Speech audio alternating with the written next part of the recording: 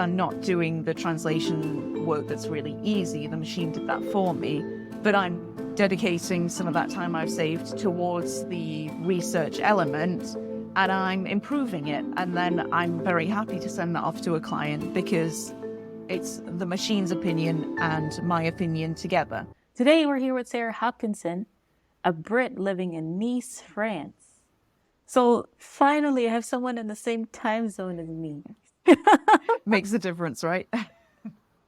Yeah, no crazy hours. But Sarah, thank you so much for your time.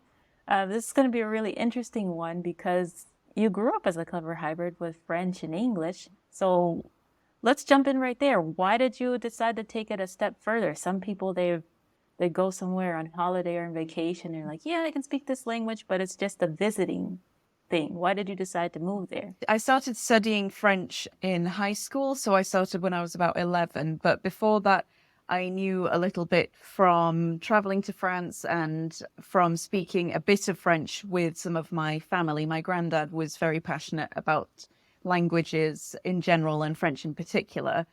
And I decided that I was going to carry on and study French at university for my bachelor's degree, partly because I thought it would be useful and partly because I thought I've put a lot of effort into this and I think I'm quite good at it. So I studied French also at university. And actually my first year was a bit of a shock. I realized I wasn't as good as I thought I was, but that motivated me to carry on going. As part of my degree, I was a language assistant teaching English in a French high school. And I had such a great time there. And I thought I really want to be able to use my language skills and to live in this country that I feel this affinity for. So I decided to settle in France and just see how it would go from there. Okay, that sounds like a very long-term goal. I know I had that same experience where I grew up speaking Spanish, but then studied at the high school level, and you're like, I don't know the difference between those two tenses. Yes. I have the accent, but I don't know it. I don't understand this grammar stuff. Yeah, it turns out that grammatical rules actually do matter. You can't just breeze through them and think, oh, I'll come back to that later. Yeah, it's just the timing is the important part. But let's take a step back with your degree here. Of course, you studied French and then also linguistics. Yeah. So people hear linguistics and they just kind of freeze. They're like, oh no. So what is linguistics actually? What does that mean? It's the study of everything that makes up a language. So it's actually a very broad subject that covers grammar, that covers words, word origins, how words are made, how you pronounce words, how you learn languages as a baby, how you store language in your mind. So there are a lot of different directions that you can take a degree in linguistics, but linguistics doesn't teach you languages. It kind of teaches you the art and science around languages. For people that don't know, they assume that you're signing up to some kind of crazy intensive program where you're studying 10 different languages in a day, and it's definitely not that.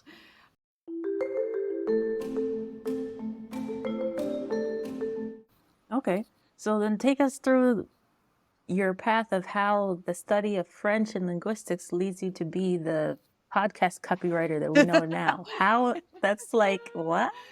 Well, it was quite a long journey. 10 years now, I'm almost embarrassed to say.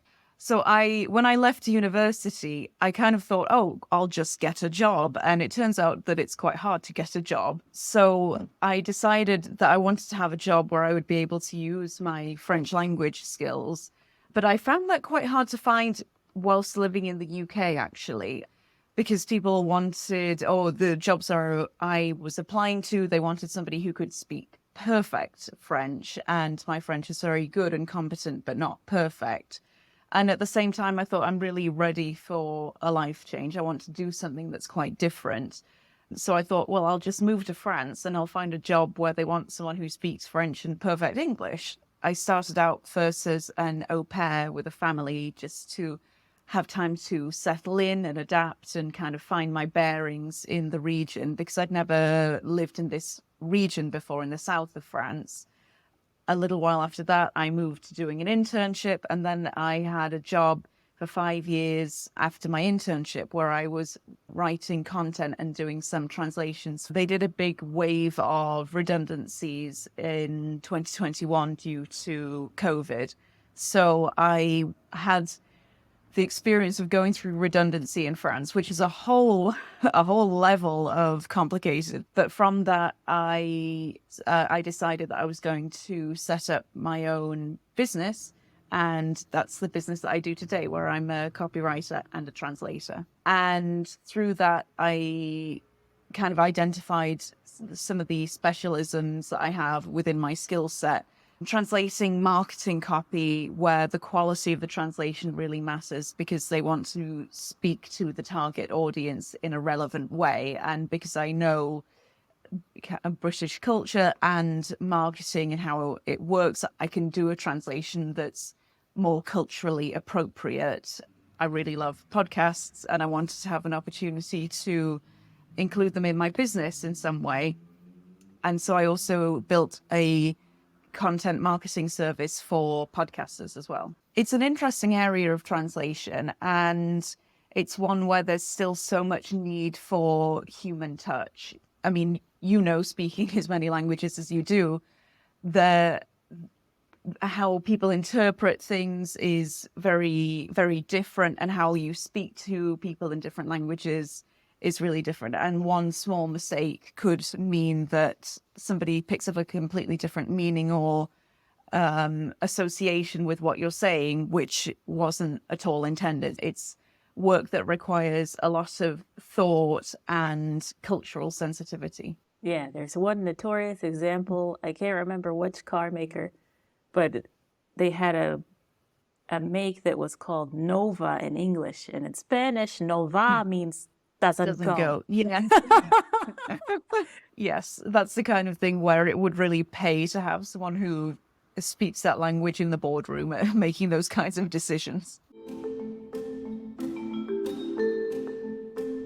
How do you feel you're adjusting to life as an expat? You've been there since 2016, so what have you seen that has changed? I know as a Brit, the whole Brexit situation must have been like, oh, Lord. Yes, that's definitely been the biggest change for me. And it's a change that I feel like I'm still coming to terms with in some ways, because when I arrived in France, all I had to do was show my passport at the border. There was no paperwork. It couldn't really have been easier unless I had a taxi from the airport, After the Brexit vote, there was 3.5 years of negotiation about what it would mean for British people living within the European Union and people from the EU living in the UK. And eventually it was decided that for British people living in France, that you would have to acquire a visa to be able to carry on living there, which is quite an unusual situation to be in, because it's a country where you're already there. I have friends who've lived here for more than 20 years. And suddenly you have to go to this department where it's for dealing with foreign people that you've never been to before. And you have to kind of explain your life to them and why you should be able to still carry on living that life. I mean, I don't want to say it's without historical precedent, because I'm sure other groups of people have been through this kind of experience before in different circumstances. But it is quite hard to get people to comply with laws that they've never had to comply with before, particularly with immigration. Normally, all of your immigration paperwork is front loaded before you get there or as you arrive, not when you've been there for several years. So for me, it was complicated as well, because I lost my job whilst I was applying for a visa, and I had no idea what that would mean. Absolutely none. They made it as easy as it could be, and it was still hard. And so I think, oh my God, people who have to do this when they are, refugees or something, I can't even begin to think how hard it would be. And also you're dealing with somebody who just doesn't really care about you that much. It means so much to you, but to them, you're just a case number, and you think, well, this is my life. This is this is everything I've been working towards. I really need this to go well, because if it doesn't, I have no alternative. So it was a lot of pressure. Hours of queuing, stood outside, clutching your little paperwork, just thinking, oh, I really hope this goes well. I really hope this goes well. I actually had multiple appointments because I tried to get a residency card first. When I went to pick up my residency card, this was before Brexit, they just told me that I didn't exist in the system. And I was thinking, but I do. I'm here right now. And it turned out that there was just a small glitch in the paperwork. But the lady who I was talking to, she'd already said no to me. She just said, no, not my problem, not my issue.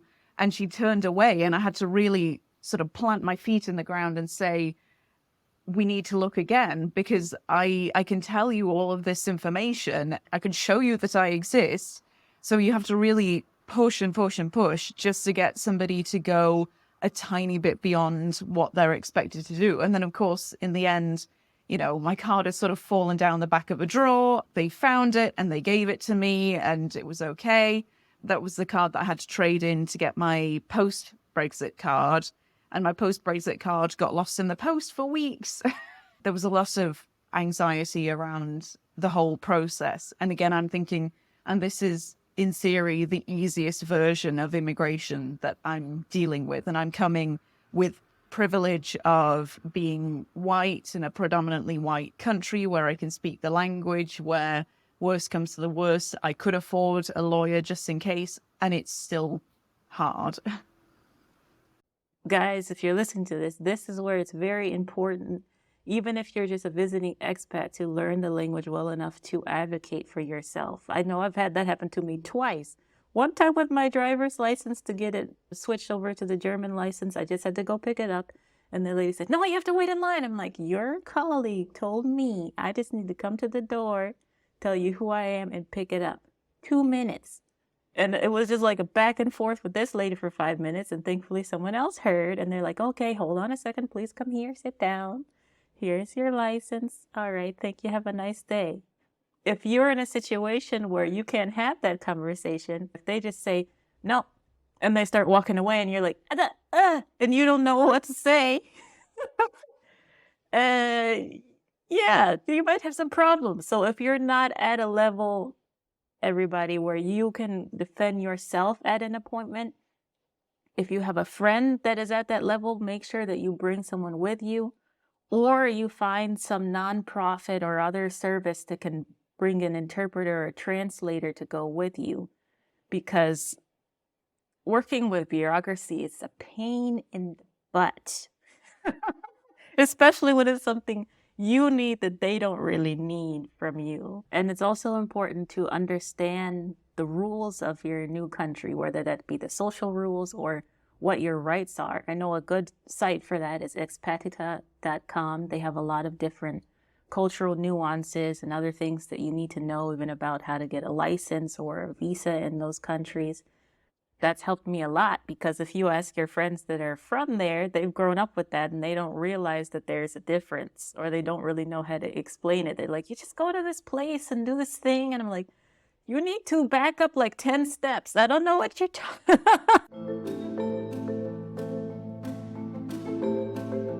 Now, something that has been really big in the news now, Sarah, is this AI. Mm. And a lot of people in our industry, or white collar industry in general, have been freaking out. They're like, oh my God, my job is going to be taken by ChatGPT. What I really like that I heard is AI is going to be an ally, not a replacement. Mm. And I'll say that again. I'm looking at you guys. Don't forget.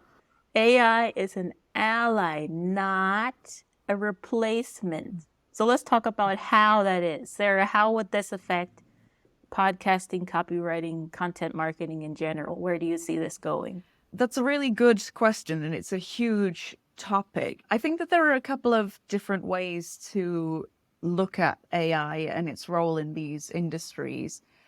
Viewing AI as a tool that you have access to and can use to make yourself better at your job is probably the best way to look at it. it might take away some jobs at the lower end of the spectrum, but I don't think that it will take all of these jobs. You need to have a think about how AI actually works, particularly ChatGPT. It has access to a lot of things that have been written about a lot of different topics. So you could view it as kind of the median response. It's the most common response. So in that way, it's a great tool for you to think, okay, well, what are other people saying about this topic? Podcasting, for example. And you can ask ChatGPT to tell you that. And then you can look at that and think, oh, great. So this is what most people are saying. So if I want to differentiate myself, I need to steer clear of saying these things. And the AI is never going to give you that kind of originality or creativity. It's just regurgitating this information that it has access to.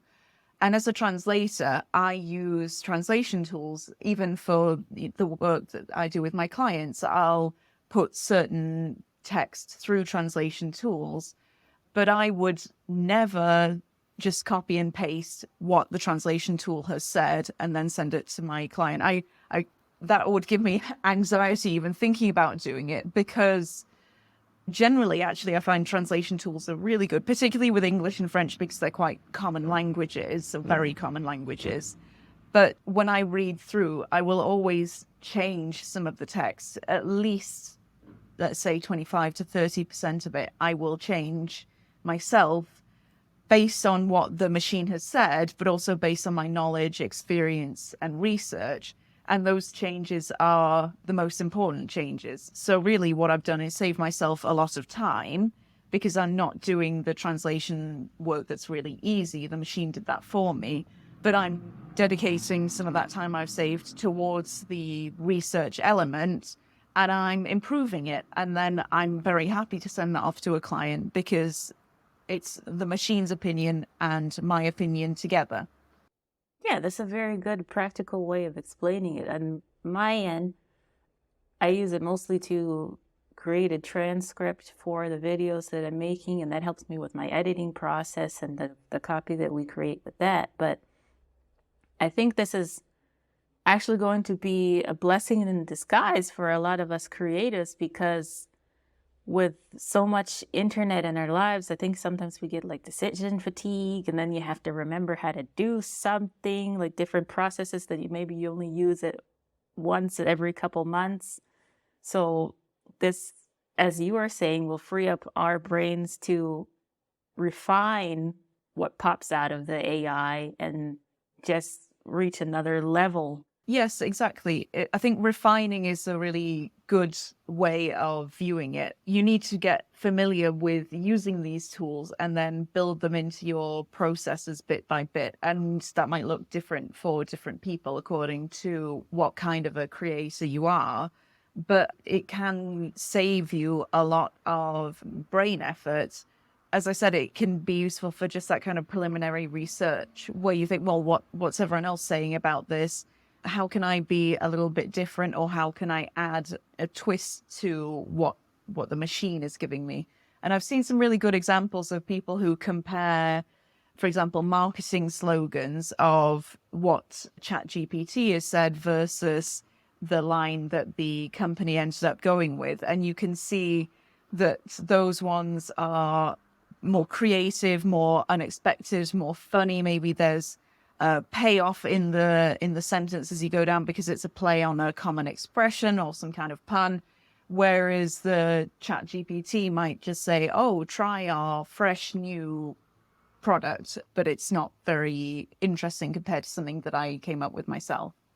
AI can pretty much get the job done, so to speak, but when you add that human element, that is what resonates. It's kind of like, yeah, you could live on just vitamins, you could. But wouldn't you rather cook something that is made just the way you like it and enjoy it? And maybe it doesn't have the same nutritional value, but it's a much more memorable experience. So just think about it that way. You could live on vitamins. You could do it, but why would you want to do that to yourself? Exactly. If you're scared of using AI, don't be. You'll be losing out if you don't do it. But also don't rely on it 100%, because then you're going to lose your individuality as a creator and everything that makes you unique.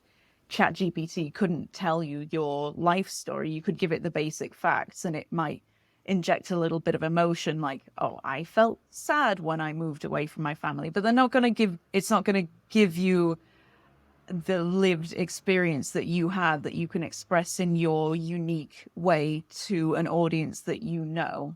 It's anyone's guess really where it's going to go, except that there's just going to be more and more of it. I think that we'll see the changes accelerate over time as changes build upon changes. It's here. Well, we're part of this journey now, and we can choose to follow along with it. So it's good to stay nimble. You will see people perhaps getting a bit more comfortable with being experts in different things rather than just having kind of general knowledge or general skills. Those ones are the ones that are going to be replaced.